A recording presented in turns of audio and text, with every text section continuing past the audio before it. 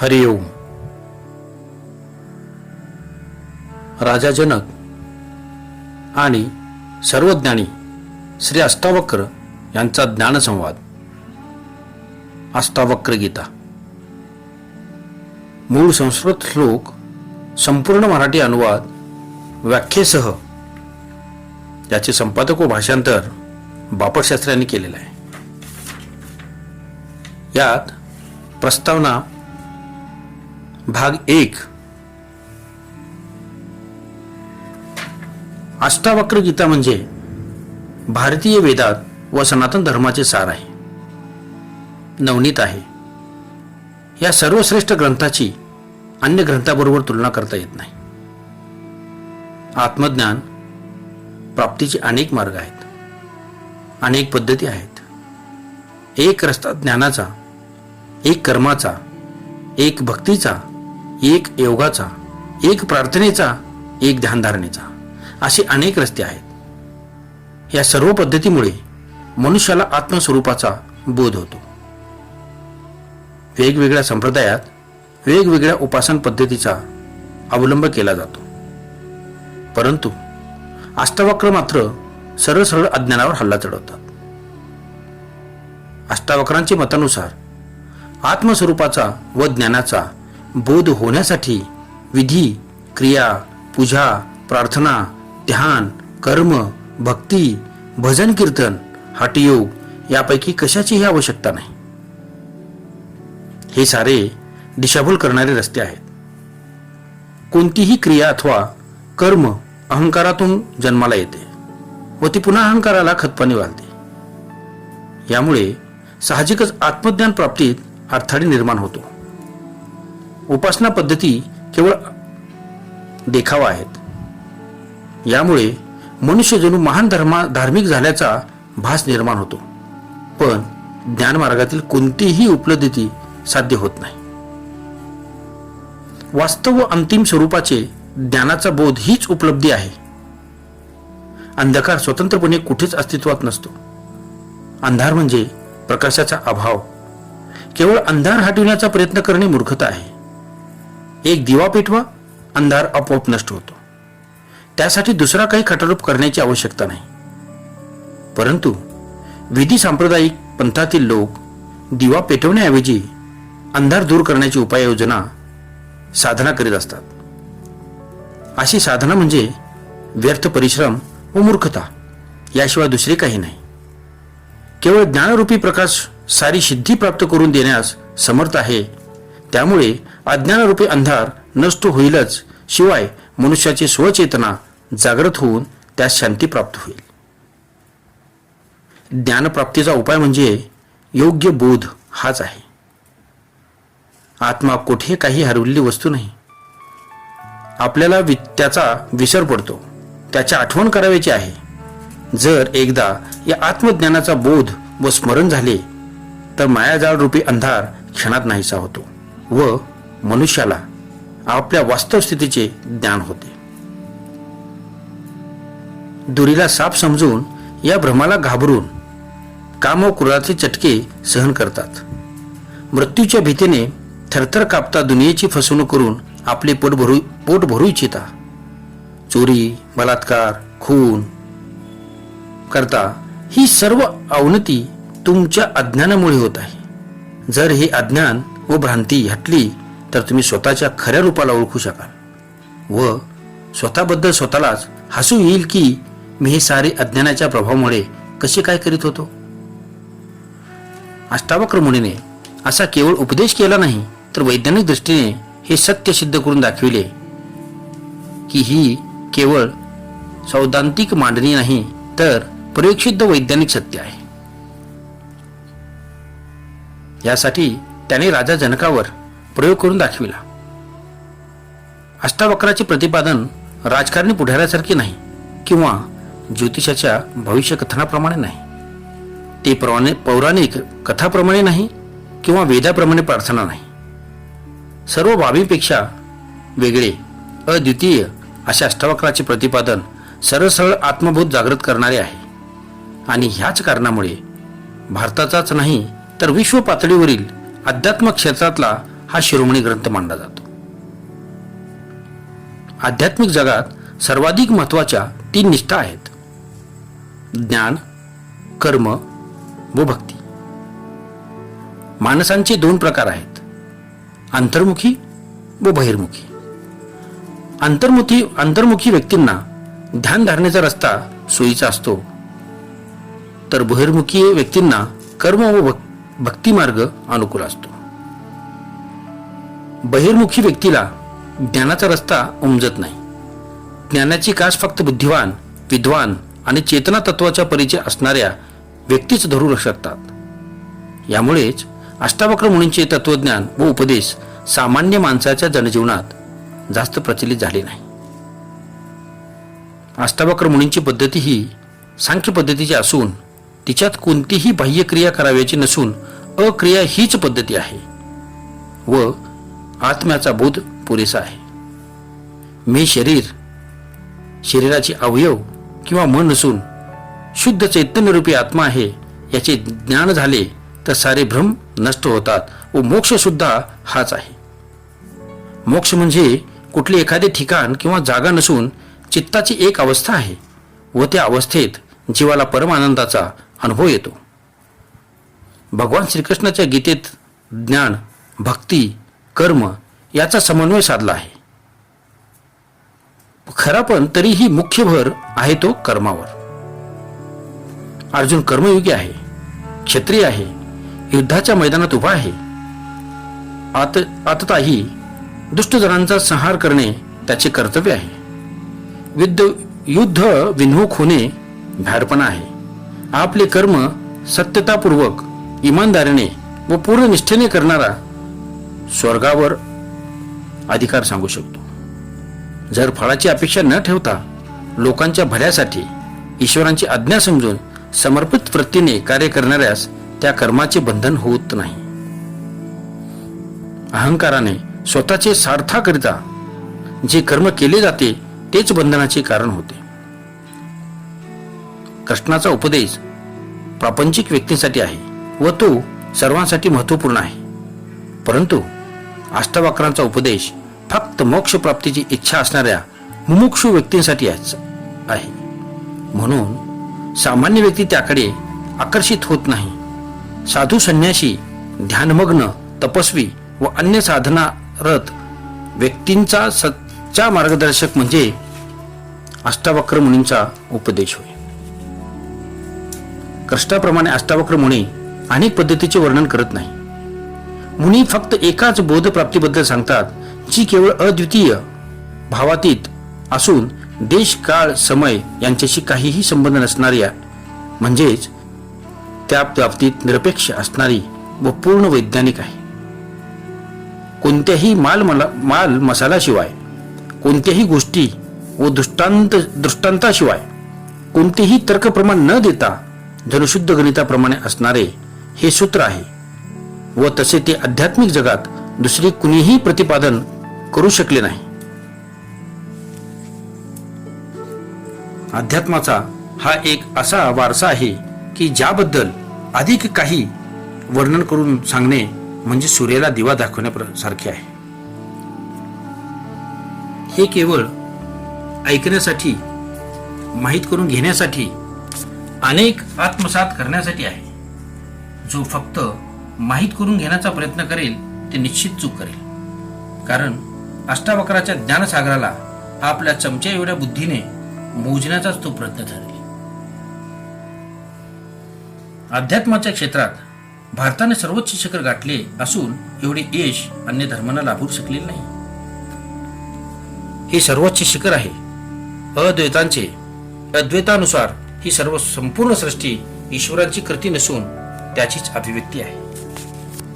या साऱ्या चराचराची सर्व रूपे त्याचीच आहेत. सृष्टीमध्ये ईश्वर नसून सृष्टीच ईश्वर आहे. आत्मा, परमात्मा किंवा ब्रह्मा ह्या वेगवेगळ्या गोष्टी नाहीत. जीव, जगत ह्यात भेद काही नाही. प्रकृती व पुरुष एकच तत्व आहे. जड व चेतन ह्या सर्व ईश तत्वाच्याच 2 अवस्था आहेत. ही काही 2 भिन्न तत्व नाही. याच तत्वबोधाच्या आधारावर भारतीय अध्यात्माने सर्व खल्विंद ब्रह्मा, अयमात्मा ब्रह्मा, ईशास्यमिंद सर्व व विश्वबंधुत्व या 4 महावाक्यांची घोषणा केली. ही काही मनुष्यांनी आपल्या बुद्धीने केलेली कल्पना मात्र नाही किंवा एखादा सिद्धांत नाही, तर प्रत्यक्ष दर्शनाचा म्हणजेच ज्ञानुभवाच्या आधारावर सुनिश्चित केलेले निष्कर्ष आहेत. निष्पत्तीरूपी सार व परमसत्य आहे. भारतीय अध्यात्म स्वर्ग व नरक ह्या मनाच्याच 2 अवस्था आहेत अशी मानते. मृत्यूपुरांत पुनर्जन्म घेतल्यानंतर आपल्या कर्मानुसार जीवात्मा स्वर्ग किंवा नरकाचा अनुभव घेतो. अवस्थांतरांच्या 2 जन्मांच्या मधल्या काळात जीवात्मा आपल्या पहिल्या भौतिक शरीरातून मुक्त होऊन आपल्या वासनासह सूक्ष्म शरीरात स्थित असतो व योग्य वेळ येताच आपल्या वासनापूर्तीसाठी पुन्हा नवा भौतिक देह धारण करतो. सूक्ष्म देहाच्या म्हणजेच मध्यावस्थेत असताना जीवात्म्याचा विकासही होत नाही व भौतिक शरीराच्या अभावात तो वासनापूर्ती करू शकत नसल्याने त्यात तीव्र वेदना होतात. पुन्हा भौतिक शरीर धारण करण्याची जीवात्म्याची तीव्र इच्छा असते, परंतु त्याच्या कर्मानुसार एका निश्चित कालावधीनंतरच प्राप्त होते व तोपर्यंत त्यास अंतराळात भटकावे लागते. विषयाबद्दल आसक्ती व वासना असल्यामुळेच जीवात्मा या जन्ममरणाच्या चक्रात अडकतो. भारतीय अध्यात्मशास्त्र स्वर्गाला सुद्धा वासनांचेच रूप मानत असल्याने स्वर्ग ही सुद्धा जीवात्म्याची सर्वश्रेष्ठ स्थिती नाही. असा हा स्वर्ग सुद्धा बंधन आहे. त्यापेक्षा उन्नत अवस्था मुक्तीची असते. मुक्त अवस्थेत विषय वासनापासून जीवात्मा फक्त मुक्त होऊन आपल्या स्वतंत्र स्थितीचा अनुभव घेतो. यामुळे जन्म मरण्याच्या फेऱ्यातून त्याची सुटका होते. विविध विषयाबद्दलची आसक्ती व वासनांचा त्याग करण्यासाठी वैराग्य हा एकच उपाय आहे. वैराग्य ही त्यासाठी पहिली अत्यावश्यक अट आहे. त्याची परिपूर्ती केल्याने ज्ञान होते व ज्ञानामुळेच मुक्ती होते. हाच अष्टवक्रांचा उपदेश आहे व हेच अष्टवक्र गीतेचे सार आहे. शरीर व सृष्टी यासारख्या बाबी स्थूल असल्याने आपल्या चर्मचक्षूंना दिसू शकतात, परंतु त्याच्या आत असलेले जे सूक्ष्म तत्व आहे ते दिसू शकत नाही. शरीरात आसक्ती निर्माण झाल्यास शरीर भोग प्रवृत्त होते. आत्मा सूक्ष्म आहे व त्याचा प्रत्यक्ष अनुभव नसल्याने मनुष्यास त्याचे ज्ञान होत नाही. या दुनियेत जे काही सारे घडते आहे ते याच आत्म्याबद्दलच्या अज्ञानामुळे निर्माण झाले आहे. परंतु काही जागृत व बुद्धिमान पुरुष या आत्म्याचे स्मरण देऊन व्यक्तीला या बंधनातून सोडून मुक्तीच्या दिशेने घेऊन जातात. इतिहासात वेळोवेळी असे अनेक जागृत व बुद्धिमान पुरुष निर्माण झाले आहेत की ज्यांच्या मार्गदर्शनामुळे अनेक जीवात्म्यांचा उद्धार झाला आहे. अष्टावक्र सुद्धा या अशाच महान विभूतीपैकी होते व म्हणून आध्यात्मिक जगतात त्यांचे नाव आदरपूर्वक घेतले आहे. अष्टावक्रांच्या जीवना संबंधी 3 कथा प्रसिद्ध आहेत. या कथांमुळे अष्टावक्र मुनी हे ज्ञानी लोकातले शिरोमणी होते हे स्पष्ट होते. लहान वयातच त्यांना आत्मज्ञान प्राप्ती झाली होती. शरीरात 8 जागी वाकडेपणा होता अशी त्यांच्याबद्दलची एक कथा आहे. 8 ठिकाणी वक्र होण्याचे कारण असे होते की ते जेव्हा मातेच्या उदरात गर्भाशयात होते तेव्हा त्यांचे वडील एक दिवशी वेदपाठ करत होते. तेव्हा अष्टावक्र मुनींनी गर्भाशयातूनच आपल्या वडिलांना सुनावले की बंद करा ही निरर्थक बडबड. शास्त्रात कुठले ज्ञान आहे? ज्ञान तर आपल्या स्वतःचे आत आहे असते. सत्य शास्त्रात वसत नसून ते आपल्यातच आहे. शास्त्र म्हणजे केवळ शब्दकोश आहे. हे ऐकताच त्यांच्या वडिलांचा अहंकार जागृत झाला. त्यांना आत्मज्ञान तर झाले नव्हते, केवळ विद्वान होते. विद्वानाचा अहंकार सर्वात जास्त असतो, कारण शास्त्रांची माहिती आपल्यालाच आहे या वृत्तीतून हा अहंकार निर्माण झालेला असतो आणि याच अहंकारामुळे ते आत्मज्ञानाला वंचित झाले असतात. आत्मज्ञान होण्यासाठी नम्रता ही पहिली अट असते. अहंकारी व्यक्ती एखादे शिखर असल्याप्रमाणे उंच होत जातो. त्यामुळे ज्ञानवृष्टी होऊन सुद्धा हे शिखर कोरडेच राहते व छोटे छोटे खड्डे मात्र पाण्याने भरून जातात. अजून गर्भाशयातच असणाऱ्या आपल्या मुलाने आपल्याला उपदेश करावा ह्या विचाराने अष्टावक्र मुनींचे वडील क्षुब्ध झाले, कारण त्यांच्या अहंकारावरच अष्टावक्राने आघात केला होता. म्हणून त्याने अष्टावक्राला शाप दिला की तू जेव्हा जन्माला येशील तेव्हा 8 ठिकाणी वक्र असशील. असे खरोखरच घडल्याने त्यांचे नाव अष्टवक्र पडले. गर्भावस्थेतूनच ज्ञानाचे विवरण सांगण्याची ही गोष्ट बुद्धीला कळू शकणार नाही, तर्काने सुद्धा कळू शकणार नाही, परंतु आध्यात्मिक दृष्टीने मात्र ती समजू शकेल. संपूर्ण वृक्ष, त्याचे खोड, पाने, फुले, फळे सारे काही एक छोट्या बीजात समाविष्ट असते, अप्रकट असते. अजून त्याचा विकास झालेला नसतो, अदृश्यही असते, परंतु पूर्ण वृक्ष त्यात स्थित असतो. बी फोडून पाहिले तर तो वृक्ष डोळ्यांना दिसत नाही, वैज्ञानिक सुद्धा दाखवू शकत नाहीत. ज्याचे बी कधी पाहिलेच नाही व फक्त वृक्षच पाहिला आहे तो सहज म्हणू शकेल की विशाल वृक्ष या छोट्याशा बी मधून कसा काय प्रकट होऊ शकेल. हजारो तर्क व दृष्टांत सुद्धा याचे उत्तर देऊ शकणार नाही. वृक्षाचे आयुष्य हजारो वर्षांचे असेल व मनुष्याचे आयुष्य 70-80 वर्षाचे असेल तर त्या वृक्षाला अनादि मानू लागतील, कारण अनेक पिढ्या ते फक्त वृक्ष पाहतात. ते असेही जाहीर करतील की हा अनादि वृक्ष कोणत्याही बीजापासून उत्पन्न झालेला नाही. त्याप्रमाणे जगात अनेक भ्रम आहेत. त्याचप्रमाणे मनुष्याचे सारे व्यक्तिमत्व अप्रकट स्वरूपात गर्भावस्थेतल्या शिशूत समाविष्ट असते.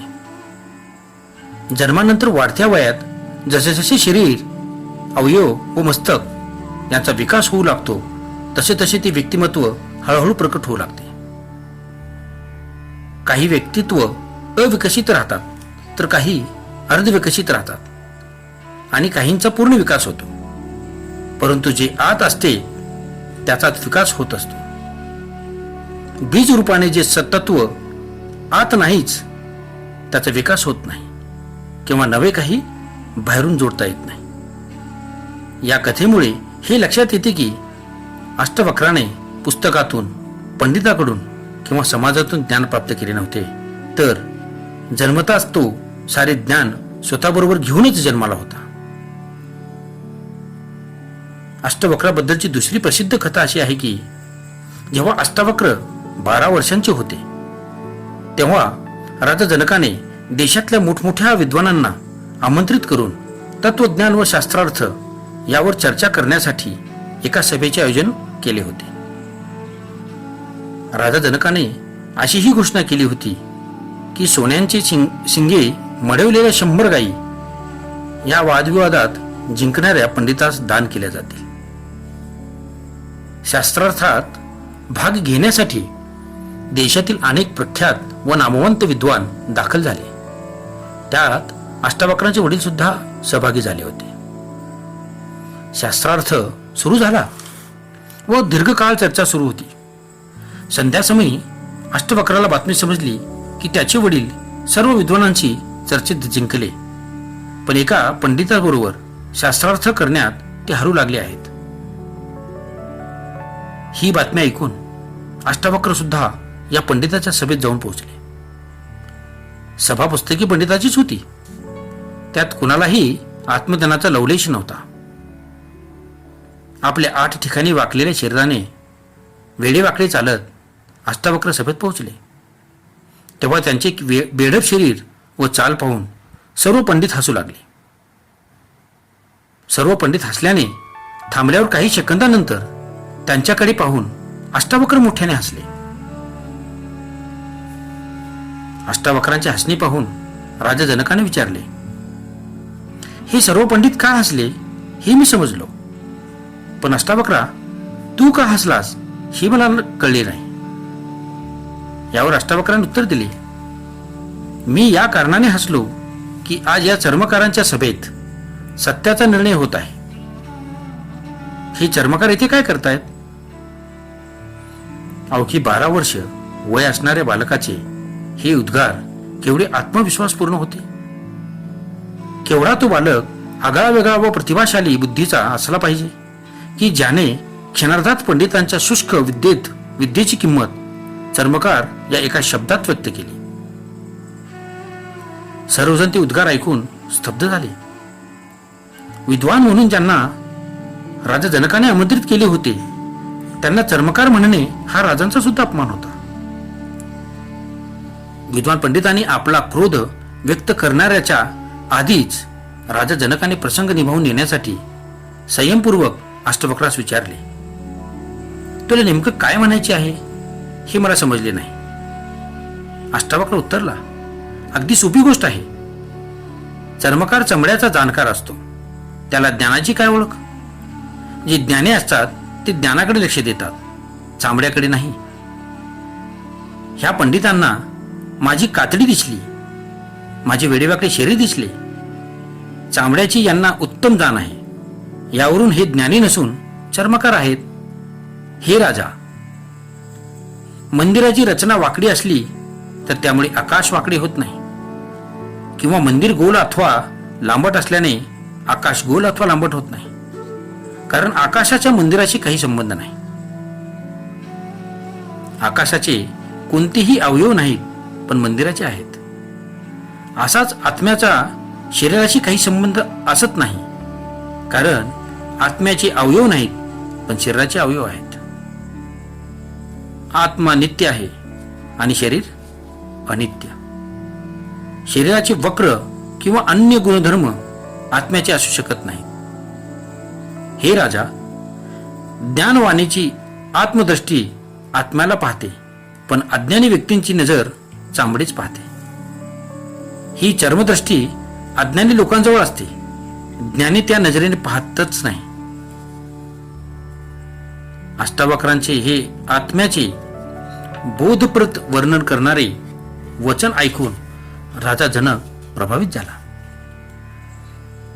राजा जनक सिंहासन सोडून उठला व त्याने त्या 12 वर्षाच्या बालकाचे पाय धरले व साष्टांग नमस्कार घातला. दुसरी दिवशी ज्ञानोपदेश देण्याकरिता अष्टावक्रास राजाने आपल्या राजमहालात आमंत्रित केले. दुसऱ्या दिवशी अष्टावक्र तेथे पोहोचले तेव्हा त्यांना उच्चासनावर बसवून त्या बालकांच्या चरणाजवळ बसून राजा जनकाने आपल्या जिज्ञासेच्या तृप्तीसाठी अष्टावक्राला विनंतीपूर्वक शंका विचारल्या. याच शंका व त्यांची उत्तरे जनक अष्टावक्र संवाद रूपात अष्टावक्र गीता म्हणून प्रसिद्ध आहेत.